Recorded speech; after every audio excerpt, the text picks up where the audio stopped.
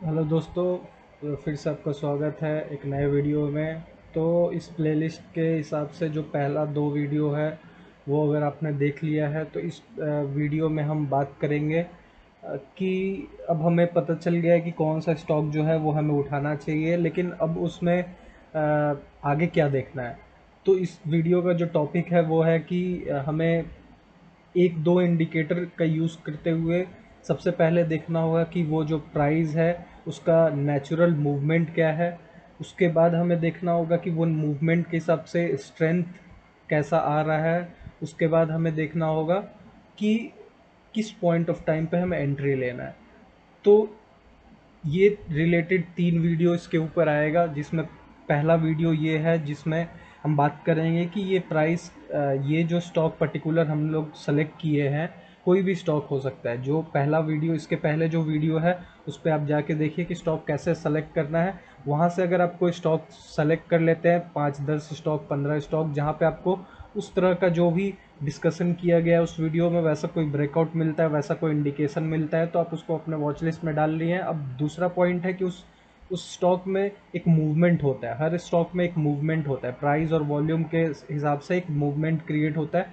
आपको उस मूवमेंट को पकड़ना है, स्विंग के लिए या फिर पोजीशन के लिए या फिर लॉन्ग टर्म के लिए। अगर आप उस मूवमेंट के सही पॉइंट पे एंट्री लेंगे, आपको अच्छा मूवमेंट का एडवांटेज मिलेगा। अगर आप गलत पॉइंट पे एंट्री ले लेंगे, आपको वो बहुत ज़रूरत से ज़्यादा होल्ड करा के बैठेगा, और हो सकता है कि आपका एक समय के बाद पेशेंस ख़त्म हो जाए, आप उसमें लॉस में बुक करके निकल जाए, या फिर अगर आप पहले से कोई स्टॉप लॉस लगाएं तो वो आपका हिट करा दे।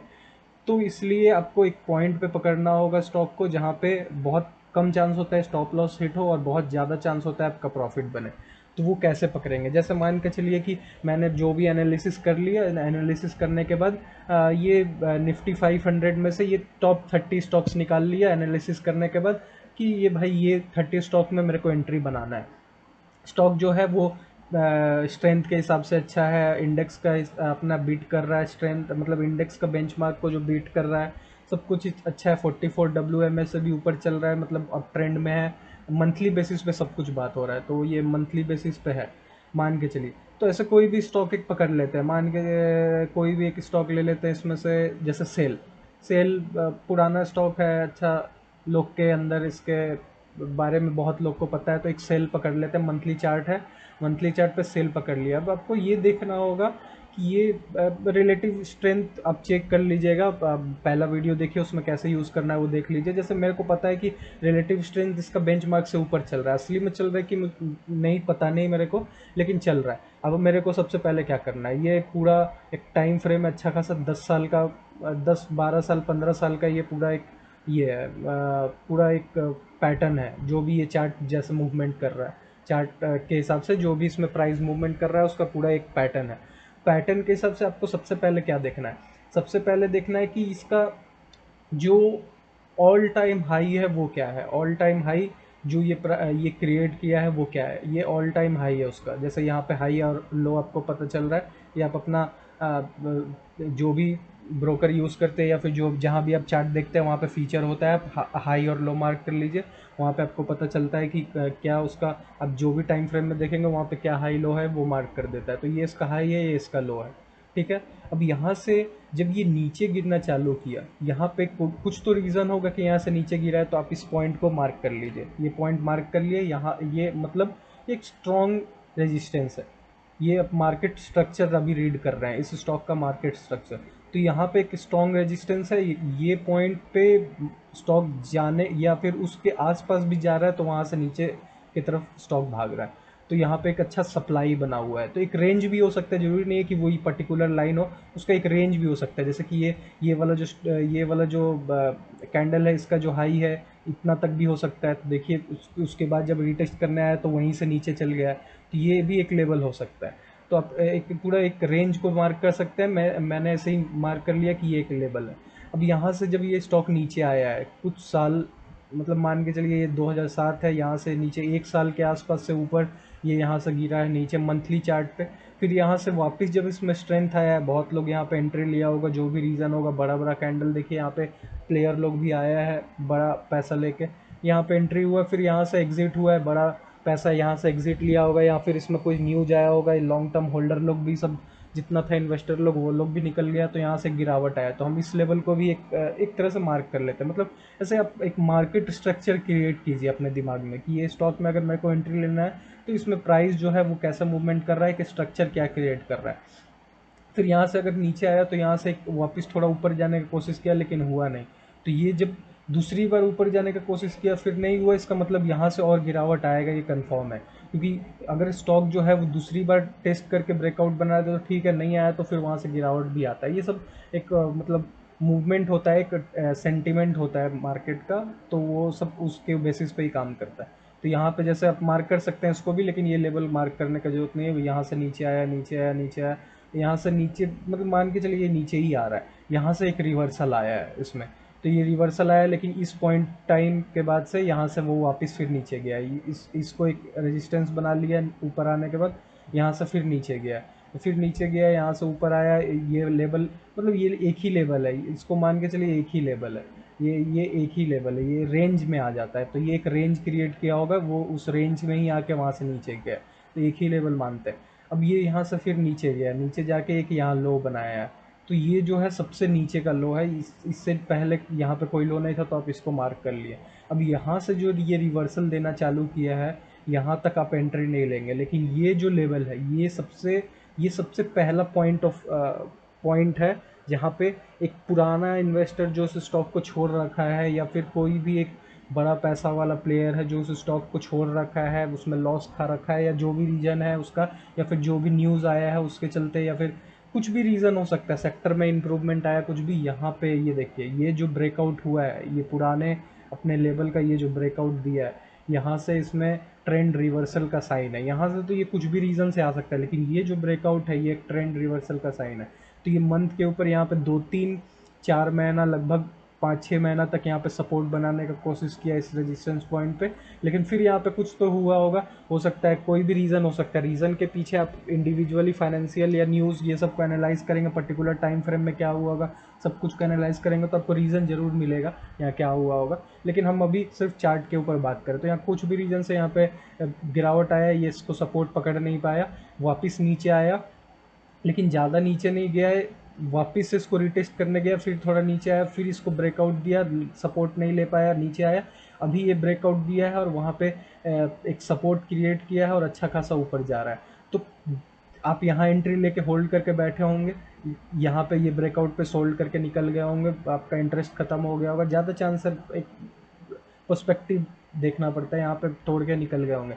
ये जो पॉइंट है यहाँ पे अलर्ट लगा के फिर से लोग रखे होंगे, यहाँ से जब पॉइंट में ये ब्रेकआउट करके इस मंथ का कैंडल बनाया है, इस मंथ के कैंडल का लो को मार्क करके लोग यहाँ से एंट्री आगे का देखे होंगे, और यहाँ से देखिए अच्छा खासा एक मूवमेंट दे के गया है, बायर आए हैं यहाँ पे, फिर यहाँ 2 महीना से सेलिंग हो रहा है। तो आपको ये देखना होगा कि अगर हम ये स्टॉक को पिक कर लिए हैं, ये 2-3 लेवल मार्क कर लिए, मान के चलिए एक 2-3 लेवल मार्क कर लिए, यहाँ पे भी ये गिरावट आया, तो ये देखिए पिछले कोई लेवल को ही टच करके वहाँ से गिरा है, तो आप इस लेवल को भी मार्क कर लिए। पिछले लेवल को हमेशा, कोई भी स्टॉक है, कोई भी चार्ट है, वो अपने पिछले लेवल को रिपीट जरूर करता है, वहाँ जाने का कोशिश जरूर करता है, उसको ब्रेक करके एक नया लेवल बनाने का जरूर कोशिश करता है। हमेशा पिछले लेवल को आप मायने रखें, तो ये पिछले लेवल के पास वापस आया और वहाँ से ब्रेकआउट, वहाँ से ब्रेकडाउन हो गया स्टॉक में और नीचे आ रहा है। अब यहाँ से आप वेट कर सकते हैं, कोई भी एक लेवल का वेट कर सकते हैं जहाँ से ये फिर से रिवर्सल दिखाए। हो सकता है कि यहाँ नीचे आए, ऐसा ऐसा पैटर्न बना के वापस ऊपर जाए और यहाँ पे ब्रेकआउट बनाए, आप यहाँ एंट्री लीजिए, या फिर यहाँ पे नीचे आए तब एंट्री लीजिए। अभी तो इस स्टॉक में एंट्री लेने का कोई पॉइंट नहीं है, जो एंट्री लेना था इस पॉइंट पे एंट्री लेना था आपको, तो अभी तो आप एंट्री नहीं ले सकते।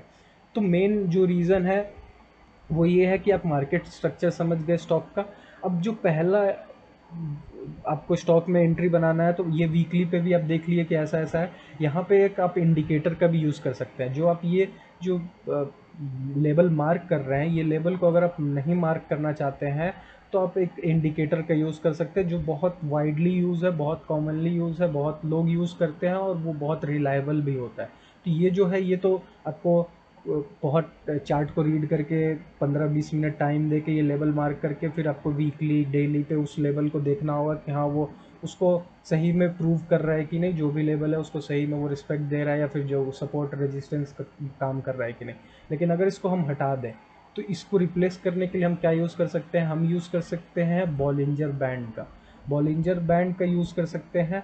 उसमें आपको दो तीन चीज़ मिलता है, उसके बारे में एक थोड़ा सा हल्का सा पहले ओवरव्यू ले लेते हैं। पहला जो है, ये जो है अपर बैंड है, वो स्टैंडर्ड डेविएशन का फॉर्मूला कुछ होता है, उसको मिलके जो मेन जो इसका लेबल है वो ये मिड वाला लेबल है। इसका थोड़ा सा कलर चेंज कर लेते हैं। जैसे मिड वाला लेबल जो है वो कुछ नहीं है, 20 एस एम में है, 20 एस एम में का ये लेबल है।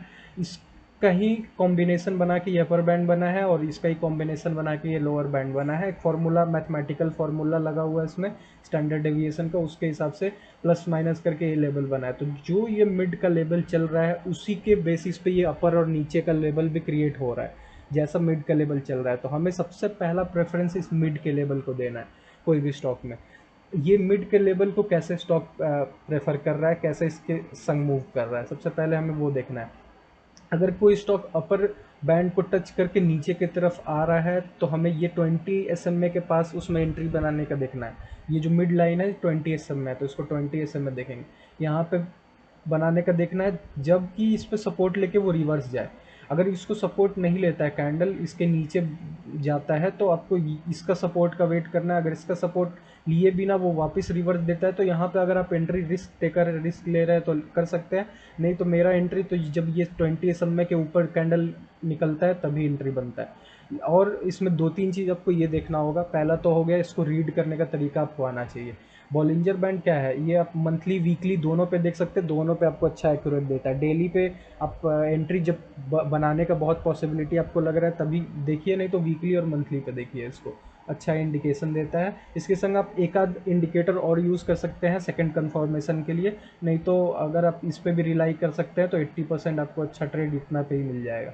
तो आप क्या देख सकते हैं, सबसे पहला जो चीज़ होता है एक स्टॉक में बॉलिंजर बैंड के अंदर, सबसे पहला चीज़ होता है कि वो बॉलिंजर बैंड स्क्वीज़ या फिर नैरो होना चाहिए।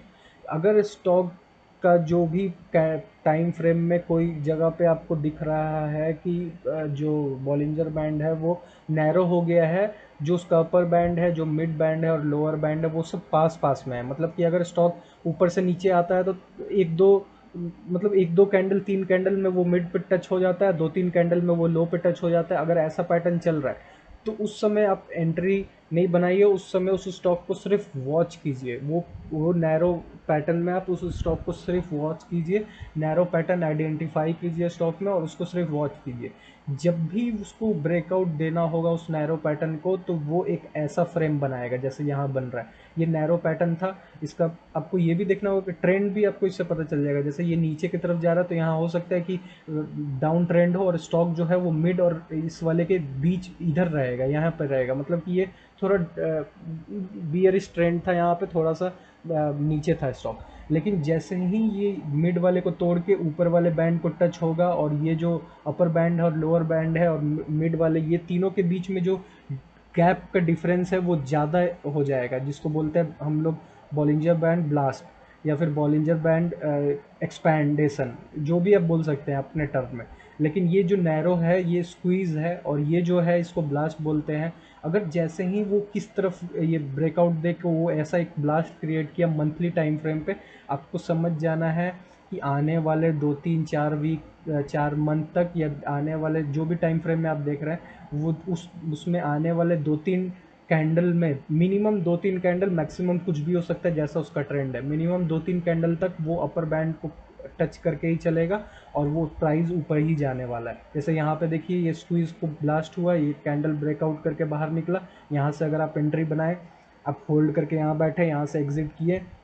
देखिए अगर क्यों 2 3 कैंडल, क्यों 20 कैंडल नहीं, 20 कैंडल का मतलब है कि ये जो एवरेज प्राइस है 20 SM में, 20 SM में प्राइस जो है वो, नहीं तो SM में जो है एवरेज प्राइस जो है हमेशा एवरेज प्राइस का ही वैल्यू है। एवरेज प्राइस मतलब कि एक बायर कोई अपर लेवल पे मतलब चाहता है प्राइस को ले जाना और एक सेलर है उसको नीचे लेवल पे ले जाना चाहता है, लेकिन बीच में आता है एवरेज प्राइस जहाँ पे वो दोनों ही लड़ते रहते हैं वो एवरेज प्राइस के पास।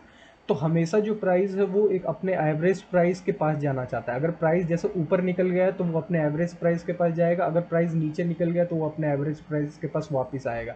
ये कॉन्सेप्ट पे ही प्राइस एक्शन मूवमेंट होता है। और संग में वॉल्यूम तो है ही, वॉल्यूम आपको देखना। तो जैसे मान के चलिए कि ये प्राइस जैसे ये बॉलिंजर बैंड के पास गया, 2 3 कैंडल, 4 कैंडल, 5 कैंडल गया। अब वो क्या करेगा, इसको पूरा आउट परफॉर्म करके बाहर एक पूरा कैंडल क्रिएट कर देगा। जब भी एक बाहर कैंडल, नीचे चाहे ऊपर, पूरा का पूरा कैंडल का बॉडी जो है, बॉडी पूरा का पूरा बॉडी जो कैंडल का है वो बाहर क्रिएट हो गया, नीचे चाहे ऊपर, इसका मतलब समझ लीजिए कि वो ओवर बॉट या ओवर सोल्ड हो चुका है पूरा। जितने भी बायर थे अब वहाँ सिर्फ बायर ही बायर बचे हैं, वहाँ कोई सेल करने का इंटेंशन में नहीं है। मतलब अब वहाँ से सेलिंग आने वाला है, मतलब वहाँ कोई सेल करने वाले नहीं बचे हैं, सिर्फ बायर ही वहाँ पे, मतलब ज़्यादा प्रोपोर्शन में वहाँ बायर बैठे हुए थे, पूरा बाइंग हो गया है वहाँ पे। मतलब मैक्सिमम बाइंग हो गया है। आप जो भी टर्म में समझ सकते हैं, मतलब मान के चलिए कि ये इसका एकदम हाईएस्ट लेवल, पीक लेवल पे आ चुका है, अगर ऐसा पूरा बॉडी बन गया तो। यहाँ से नीचे अगर एक पूरा कैंडल कहीं हो जाता है तो वो पूरा एक नीचे का कैंडल जो है वो एक पूरा पीक डाउन आ गया है। अब वहाँ से वो वापस जाने का इंटेंशन बनाया है। काफ़ी लोग ऐसे पॉइंट में एंट्री लेते हैं, वो ट्रैप हो जाते हैं। आपको ट्रैप नहीं होना है। आपको बॉलिंजर बैंड को यूज़ करते हुए अगर देखना है तो आपको ऐसे पॉइंट पर ट्रैप नहीं होना है। आपको यहाँ एंट्री लेना है, या फिर जब ये इसके संग संग चल रहा है तो आप वहाँ पे कोई एंट्री बना सकते हैं। अगर आपको लगता है कि हाँ थोड़ा डिप में आया है, यहाँ एंट्री बना लो। लेकिन अगर इसको ये बाहर कैंडल क्रिएट कर लिया, अब वो वहाँ से रिवर्सल आएगा, अब वो अपने एवरेज प्राइस पे आएगा। ये मंथली टाइम फ्रेम है तो यहाँ पे आपको बहुत टाइम लग जाएगा एवरेज प्राइस पे आने पे। लेकिन अगर वीकली और डे में आप देख रहे हैं तो वो थोड़े टाइम में ही वो अपने एवरेज प्राइस के पास आएगा। हो सकता है एवरेज प्राइस से वो वापस जाए, या फिर हो सकता है कि उसमें बहुत ज़्यादा ही बियरी स्ट्रेंथ हो, वो उसको और थोड़ा नीचे जाके वो अपने दूसरे जो बैंड का जो दूसरा पार्ट है, या फिर एक मान के चलिए ये 3 एवरेज प्राइस ही है, तो ये अपर प्राइस है, ये मिडिल प्राइस है, ये लोएस्ट प्राइस है। तो हो सकता है वो अपने लोएस्ट प्राइस को रिटेस्ट करके वहाँ से ऊपर जाए, मतलब चेक टेस्ट करके वहाँ से ऊपर जाए, या फिर ये यहाँ से भी ऊपर जा सकता है, जैसा भी है। लेकिन अगर वो इसको तोड़ेगा तो फिर पॉइंट आता है एक वापिस से, वो जो मतलब जो सीक्वेंस है वो वापस से एक सीक्वेंस में जाएगा। अब वो वापस से स्क्वीज होगा, क्योंकि अगर ये यहाँ से ऊपर जाना होता तो अगर ये यहीं से ऊपर चल जाता तो ये नैरो नहीं होता, क्योंकि उसमें अभी मोमेंटम ऊपर की तरफ है, मतलब बायर वहाँ इंटरेस्टेड है। लेकिन जब बायर इंटरेस्टेड नहीं है यहाँ पे, तो वो पूरी तरह से अब अपने वापस से एक नया साइकिल क्रिएट करेगा, अब वापस से वो कंसोलिडेशन में जाएगा। इसका मतलब है कि वो कंसोलिडेट हो रहा है, छोटा छोटा कैंडल, ज़्यादा बड़ा कैंडल नहीं है, छोटा छोटा कैंडल है, कंसोलिडेट हो रहा है। कोई 2 4 महीना में अगर बायर है तो 2 4 महीना में सेलर है, बाइंग सेलिंग बराबर बराबर रेशियो में चल रहा है, कंसोलिडेट हो रहा है वहाँ पे। तो यहाँ पे जो मतलब पर्टिकुलर ट्रेड के पर्सपेक्टिव में बैठे रहते हैं, जो स्विंग ट्रेड या फिर उसके मतलब जो भी बैठे रहते हैं, वो यहाँ पे ज़्यादा एक्टिव होते हैं। लेकिन अगर आप इन्वेस्टमेंट है तो आपको ऐसा मूव ढूंढना है।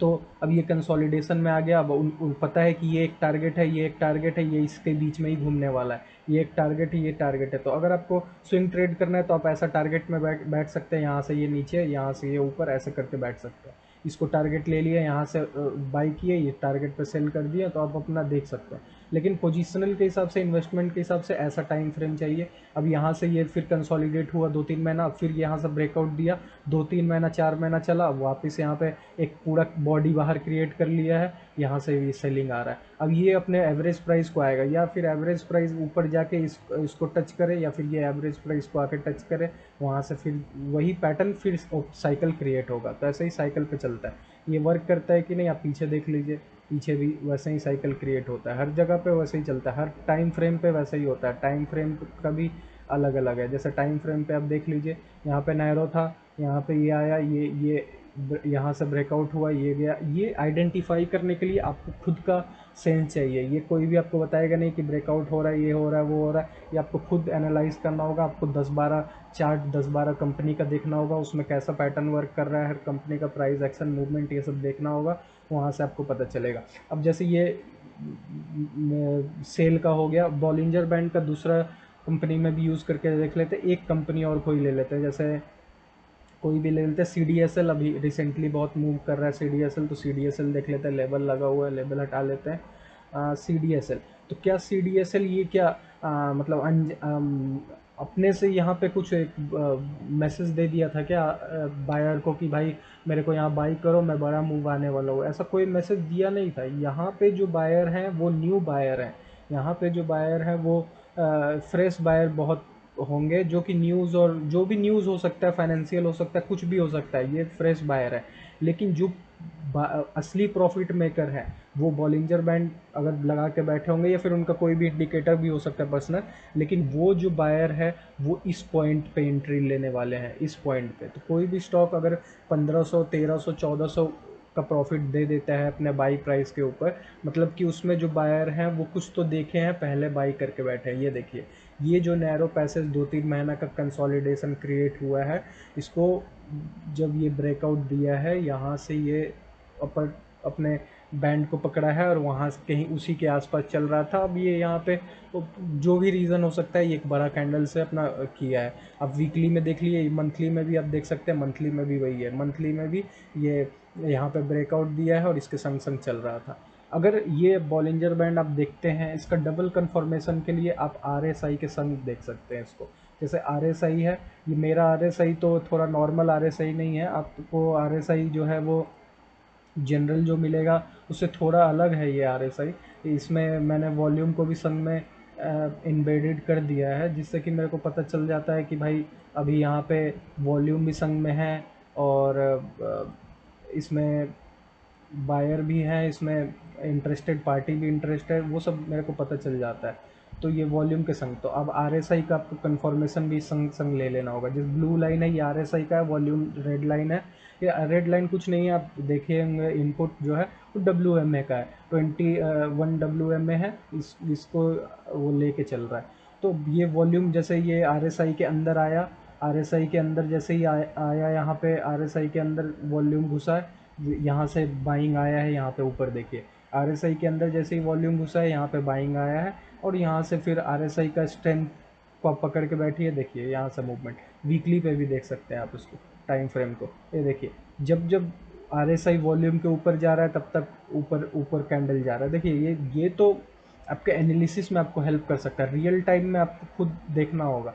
लेकिन ये अगर आप इंट्राडे कर रहे हैं तो ये सब का कोई काम नहीं है, वहाँ तो आपका सेंटीमेंट काम कर रहा है। आप यहाँ से देख के इंटरेस्ट बना लिए शेयर में, बाकी आप सेंटीमेंट। लेकिन आपको ये सब काम जो है स्विंग में, पोजिशनल में और बाकी इन्वेस्टमेंट पर्पस के लिए काम कर सकता है, क्योंकि ये जो इंडिकेशन देता है वो एकदम सही इंडिकेट। जैसे RSI है, अब RSI का जो लेवल है वो भी देख लेते हैं हम लोग। जैसे ये 50 के ऊपर का एक अच्छा लेवल मान के चलते कि बायर साइड है, 50 के नीचे सेलर साइड है, सेलिंग साइड है, मान के चलते हैं।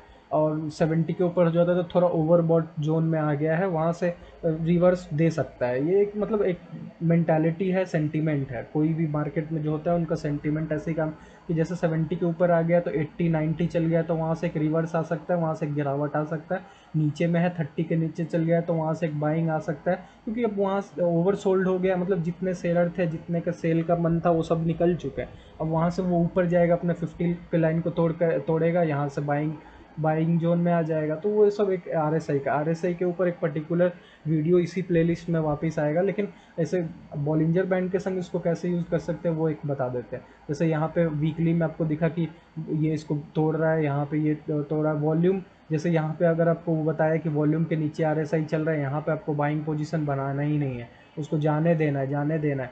जैसे ही वो बाइंग पोजीशन, ये RSI के अंदर जैसे ही वॉल्यूम आया, यहीं से आपको बाइंग पोजीशन के बारे में सोचना है। मंथली में भी आप देख सकते हैं सेम टू सेम, जैसे ही ये RSI के बाहर है वॉल्यूम, आपको यहाँ बाइंग पोजीशन नहीं बनाना है। अगर आप बॉलिंजर बैंड नहीं लगाए हुए हैं, देखिए सीधा सा है, आपको यहाँ पे नहीं बनाना है और यहाँ पे आपको बाइंग करना है। अगर यहाँ पे बॉलिंजर बैंड यूज़ करें तो डबल कंफर्मेशन मिल रहा है कि यहाँ पे आपको बाइंग नहीं करना है। इस पॉइंट ऑफ टाइम से जब ये टच करके यहाँ से जा रहा है, आप इसको मान सकते हैं रिवर्सल, यहाँ पे मान सकते हैं रिवर्सल। और ये जैसे ही RSI के अंदर आ गया, रेंज के अंदर आ गया वॉल्यूम, आप यहाँ से बाई करके आराम से होल्ड करके बैठिए, जब तक कि ये वापस से RSI को तोड़ के वॉल्यूम बाहर नहीं निकल जाता है RSI की। जब तक RSI के अंदर है वॉल्यूम, तब तक आप होल्ड करके बैठ सकते हैं। वीकली में भी आप देख सकते हैं वो नीचे आ रहा है लेकिन फिर से ऊपर जा रहा है। तो यही चीज़ है CDSL में, ऐसे ही इंडिकेटर, ऐसे ही मतलब एनालिसिस करके लोग बैठे हुए थे, उसी का परिणाम है कि वो यहाँ जो बेचे नहीं होंगे